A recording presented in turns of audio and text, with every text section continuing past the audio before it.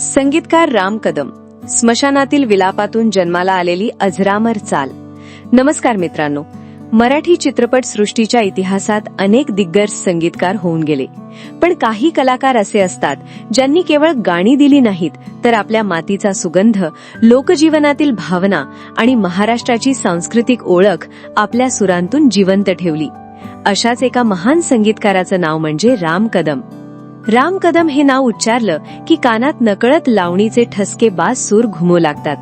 बुगडी माझी सांडली ग, दे रे कान्हा चोळी अन लुगडी, तुम्हावर केली मी मर्जी बहाल, अशी कितीतरी अजरामर गाणी आजही रसिकांच्या ओठांवर आहेत. पण मित्रांनो, या महान संगीतकाराच्या आयुष्यातील एक असा प्रसंग आहे जो ऐकल्यावर तुम्हाला आश्चर्याचा धक्का बसेल. कारण एका गाण्याची चाल त्यांना संगीताच्या मैफिलीत नाही, कोणत्याही रियाजमध्ये नाही किंवा एखाद्या सुंदर निसर्गरम्य ठिकाणी नाही, तर थेट स्मशानभूमीत सचली होती. होय, मृत व्यक्तीसाठी रडणाऱ्या स्त्रियांचा आर्त विलाप ऐकून राम कदम यांच्या मनात एका अजरामर गाण्याची चाल जन्माला आली होती.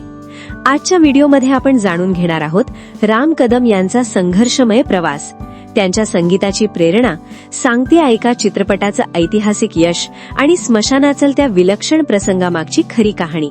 संघर्षातून घडलेला संगीताचा बादशहा. राम कदम यांचा जन्म 1918 साली मिरज येथे झाला. आज मिरज हे संगीत नगरी म्हणून ओळखले जाते, पण त्या काळात राम कदम यांचं बालपण अत्यंत गरिबीत गेलं. घरची आर्थिक परिस्थिती अतिशय कठीण होती. अनेक वेळा 2 वेळच्या जेवणाचीही भ्रांत असायची. परंतु त्यांच्याकडे एक अमूल्य गोष्ट होती, ती म्हणजे संगीताची आवड. लहानपणापासूनच त्यांना सूर आणि ताल यांचं विलक्षण आकर्षण होतं. गरिबीमुळे मोठ्या संगीत शिक्षणाची सोय नव्हती, मात्र त्यांनी हार मानली नाही. उलट संघर्षालाच आपला गुरु बनवलं. मिरजेतील जनरल ब्रास बँडमध्ये त्यांनी क्लॅरिनेट वाजवण्याचं काम सुरू केलं. लग्न समारंभ, मिरवणुका, धार्मिक कार्यक्रम, जिथे संधी मिळेल तिथे ते वाद्य वाजवत असत. याच काळात त्यांची संगीताची जाण अधिक विकसित होत गेली. संत गाडगे बाबांच्या सहवासाचा प्रभाव. राम कदम यांच्या आयुष्यातील आणखी एक महत्वाचा टप्पा म्हणजे संत गाडगे बाबांचा सहवास. गाडगे बाबांच्या कीर्तनांमध्ये आणि भजनांमध्ये त्यांना साथ संगत करण्याची संधी मिळाली. या अनुभवामुळे त्यांना लोकसंगीताच्या मुळाशी जाण्याची संधी मिळाली. गावोगावी फिरताना त्यांनी सामान्य माणसांच्या भावना जवळून अनुभवल्या. त्यांचे आनंद, त्यांचे दुःख, त्यांच्या आशा, त्यांच्या वेदना हे सगळे त्यांनी मनात साठवून ठेवलं. नंतर त्यांच्या संगीतातून याच भावना व्यक्त होत राहिल्या. शास्त्रीय संगीताची भक्कम पायाभरणी. लोकसंगीताचा प्रभाव तर होताच, पण त्यासोबतच शास्त्रीय संगीताचीही भक्कम बैठक त्यांनी तयार केली. त्यांना किराणी घराण्याचे महान गायक अब्दुल करीम खान यांच्या परंपरेतून संगीत शिकण्याची संधी मिळाली.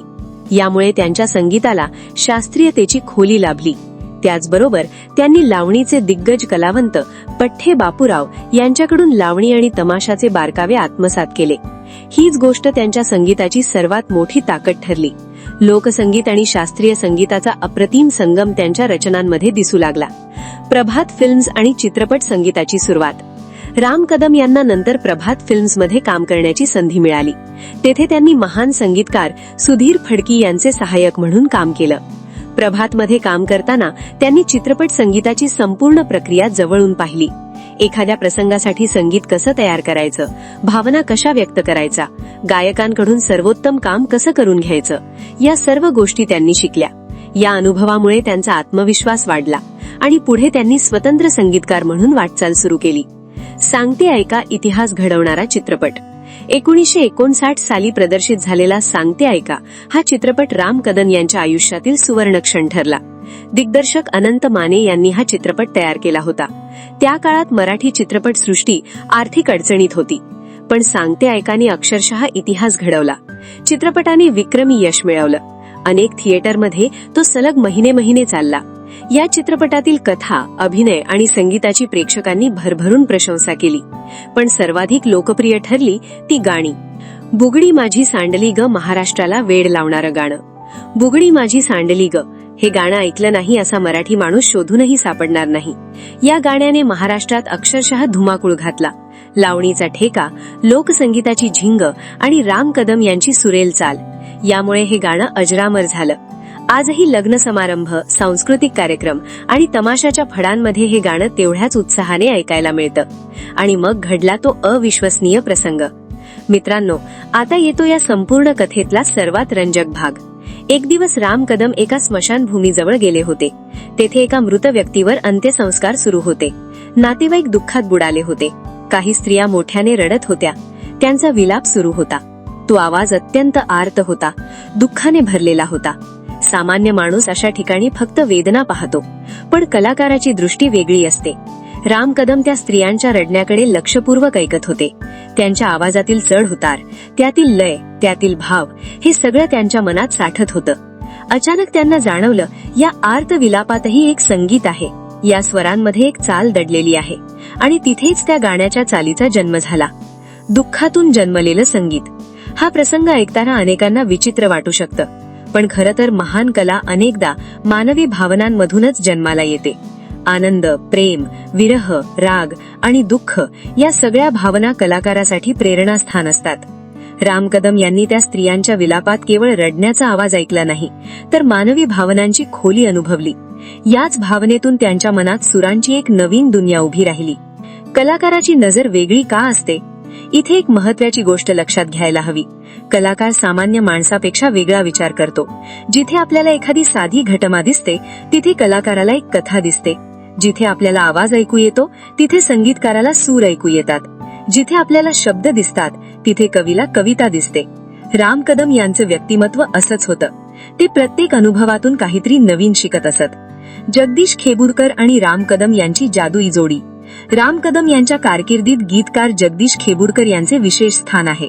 या जोडीने मराठी चित्रपट सृष्टीला अनेक अजरामर गाणी दिली. खेबुडकरांचे शब्द आणि राम कदम यांचे सूर ही जणू यशाची हमी होती. दोघेही सामान्य माणसांच्या जीवनातून प्रेरणा घेत असत. त्यामुळे त्यांच्या कलाकृती थेट जनतेच्या मनात पोहोचत. पिंजरा, सोंगाड्या आणि अजरामर संगीत. सांगते ऐका नंतर राम कदम यांनी मागे वळून पाहिलं नाही. पिंजरा, सोंगाड्या, एक गाव 12 भानगडी अशा अनेक चित्रपटांना त्यांनी संगीत दिलं. विशेषतः पिंजरामधील गाणी आजही प्रसिद्ध आहेत. त्यांच्या संगीतात गावाकडच्या जीवनाचा सुगंध असायचा. म्हणूनच लोकांना त्यांचं संगीत आपलंसं वाटायचं. मराठी मातीचा खरा संगीतकार. राम कदम यांच्या संगीताचं सर्वात मोठं वैशिष्ट्य म्हणजे त्यातील अस्सलपणा. त्यांनी कधीही आपल्या मुळांपासून दूर जाण्याचा प्रयत्न केला नाही. लोकसंगीताला आधुनिकतेची जोड दिली, पण त्याचा आत्मा कायम जपला. म्हणूनच त्यांची गाणी आजही तितकीच ताजी वाटतात. आजही का आठवतात राम कदम? कारण त्यांनी केवळ गाणी तयार केली नाहीत, तर महाराष्ट्राच्या भावना सुरात बांधल्या. त्यांनी ग्रामीण जीवनाला आवाज दिला, लोककलेला प्रतिष्ठा मिळवून दिली आणि मराठी चित्रपट संगीताला नवी ओळख दिली. समारोप.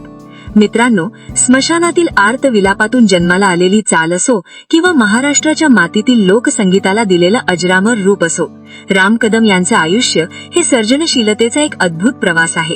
असे सांगितले जाते की स्मशानभूमीतील आर्त विलाप ऐकून राम कदम यांना एका अजरामर गाण्याची चाल सुचली. अनेकांच्या मते ही चाल पुढे बुगडी माझी सांडली ग या गाण्यासाठी वापरण्यात आली. मात्र या संदर्भात वेगवेगळ्या कथा प्रचलित आहेत.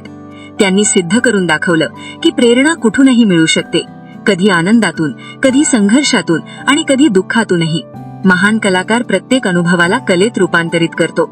आणि म्हणूनच राम कदम हे केवळ संगीतकार नव्हते, तर महाराष्ट्राच्या सांस्कृतिक वारशाचे खरे शिल्पकार होते. त्यांच्या सुरांचा हा प्रवास आजही प्रत्येक मराठी रसिकाच्या हृदयात जिवंत आहे. व्हिडिओ आवडला असेल तर लाईक, शेअर आणि चॅनल सबस्क्राईब करायला विसरू नका. जय महाराष्ट्र.